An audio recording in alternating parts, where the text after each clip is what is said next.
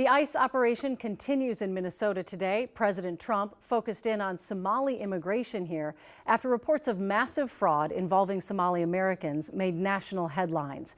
Just in the last few hours, Minnesota's top lawmakers responded to the president's divisive rhetoric. Chris Harapsky has more from the live desk.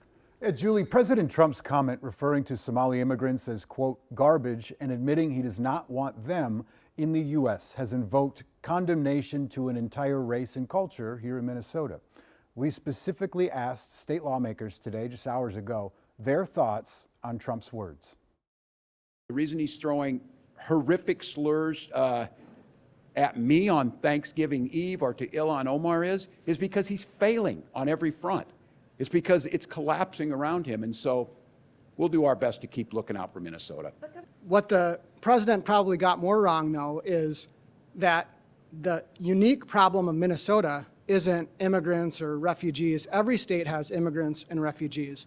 The reason Minnesota has a unique fraud problem is because we have a uniquely incompetent administration overseeing these programs. There's a reason that this president says hateful, outrageous things, creating some new crisis every day. It's because he's scared, and it's because he's weak. Would you condemn the president's comments about calling it garbage? Here's the thing.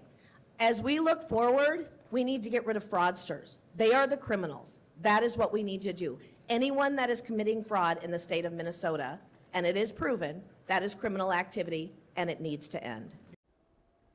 Sharp words from a lot of politicians. Those politicians were also at that press conference to talk about the budget outlook in the state of Minnesota. We'll have that coming up later in the broadcast. Julie. All right, interesting. Thank you, Chris.